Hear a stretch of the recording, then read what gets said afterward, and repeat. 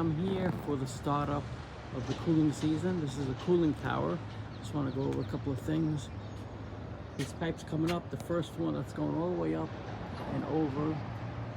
That's where the water comes down and sprinkles over these honeycombs so it can cool down. And this is where it returns and goes back into the building. All right, this other piece right here, the smaller 3/4 inch pipe, copper, that's your water supply line which fills the unit, and there's your float right in there so it knows it's filled with water. You've got the overflow, it goes to a drain, and underneath is your drain. End of the season. Before you start this up, it's a good idea to clean all that crud before filling it. Make sure all your valves are closed for the drainage before you fill up with water.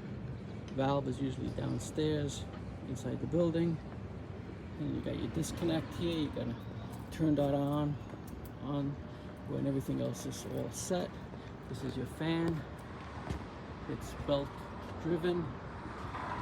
It's your oil which goes in that tube, goes to the bearing so it can lubricate it. Another good thing to do is check your drain line. You notice it's broken here or opened up, you have to reattach. Check also the structure.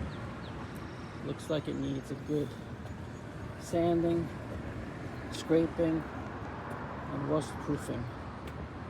Right, maintenance is key to these units. Alright, thanks for watching. Alright, so here is the other part of the system, which is the chillers.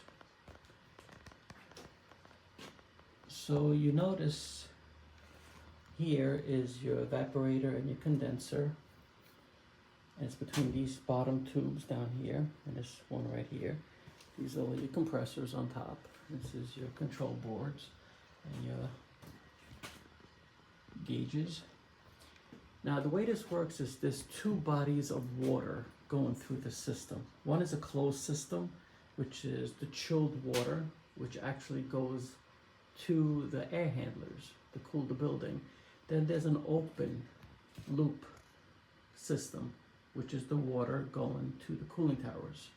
Okay, and the way this works, in these canisters here that you see, you have tubes inside a surrounding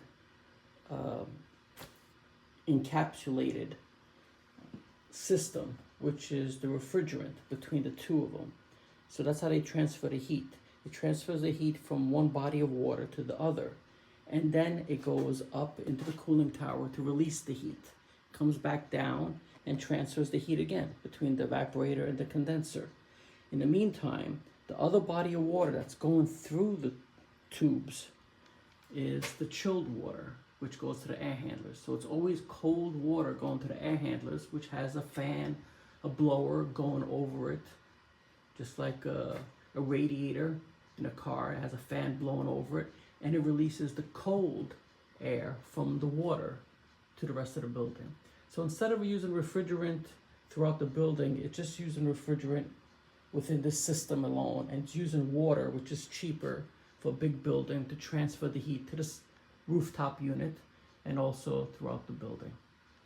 Now, to do this as well, you gotta make sure all the valves are open and make sure your breakers are on, your switch gear is on, and these red pumps are on.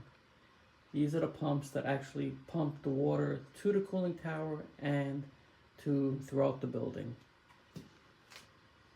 All right, thanks for watching. This is old school. I don't think they use these anymore. It's most likely rooftop units, split units that I use, but I'm sure they still have these around. Thanks for watching.